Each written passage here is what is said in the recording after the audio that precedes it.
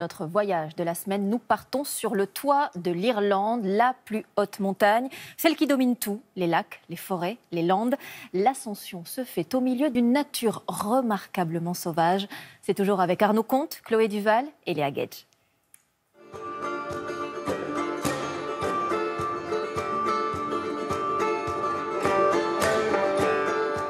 Après avoir déjà parcouru plus de 300 km depuis le début de notre périple, nous quittons les îles d'Arran pour découvrir les sommets de l'Irlande et de Carrauntoohil, le point culminant du pays.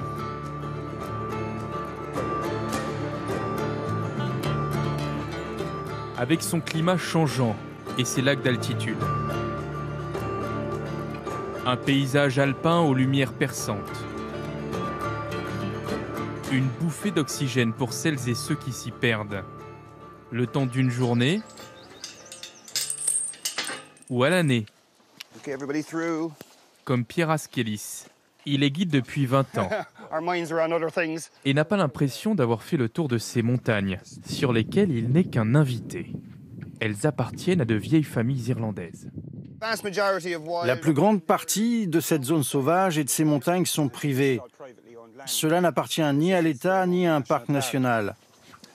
La partie la plus importante de mon métier en tant que guide, c'est d'entretenir le site et de garder de bonnes relations avec les propriétaires parce que si ce n'est pas le cas, ils pourraient très bien m'empêcher de travailler.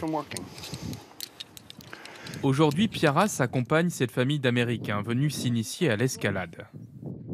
La préservation de l'environnement est sa priorité. Ici, les points d'ancrage sont amovibles pour ne pas abîmer la roche. Vous posez le crochet comme ça. Ensuite, quand vous tirez dessus, ça se bloque et après, vous pouvez vous attacher au mousqueton. Il n'y a aucun impact sur la roche. En France, dans les Alpes ou en Italie, dans les Dolomites, vous avez des via ferrata et il y a énormément de parois. On n'en a pas autant en Irlande, donc on se doit à tout prix de les respecter.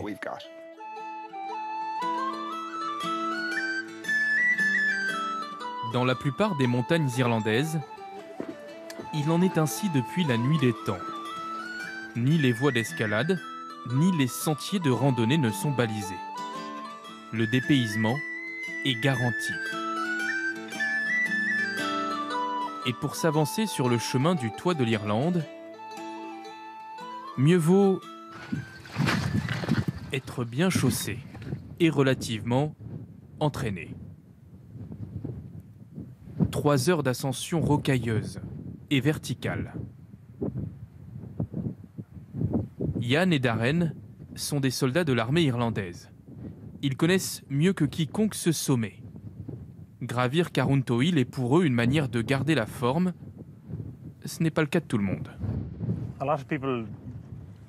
Je pense que beaucoup de personnes grimpent les montagnes en Irlande pour des raisons différentes. Pour la religion, par exemple. Beaucoup entreprennent des pèlerinages jusqu'au sommet. Voilà pourquoi vous verrez des croix sur les sommets. La plupart de ces croix ont été hissées dans les années 50. C'était une période où chaque paroisse essayait de hisser le plus haut possible ce signe religieux dans le ciel.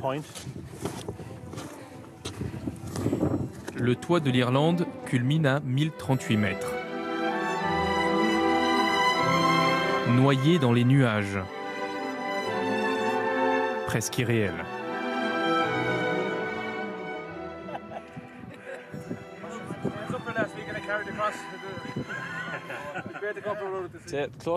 C'est comme si on se rendait au paradis avec cette atmosphère.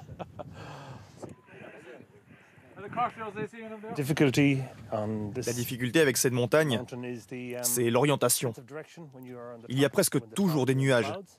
C'est difficile de s'y retrouver, de comprendre où est le nord, où est le sud. Il faut toujours mémoriser d'où on vient pour pouvoir faire demi-tour à tout moment, sinon vous finirez désorienté.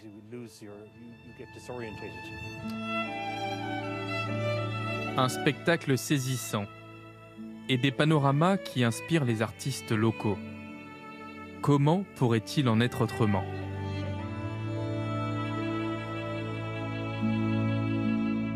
Michael Flaherty a commencé à peindre les paysages de sa terre natale il y a 45 ans. J'aime l'aspect turbulent que l'on trouve ici. Le paysage change constamment. Et l'on ressent cette énergie. Ce que je préfère, c'est ce mélange de couleurs. L'idée générale est que le ciel, les montagnes et l'eau s'unissent. Lorsque les nuages se posent au-dessus, cela apporte une lumière époustouflante. Cela donne des ciels incroyables, des ciels noirs dramatiques. Demain, pour la 5e et dernière étape de notre périple sur la côte sauvage irlandaise, nous retrouverons la mer, à la découverte de l'anneau de Kerry au sud, région côtière riche de traditions et de savoir-faire.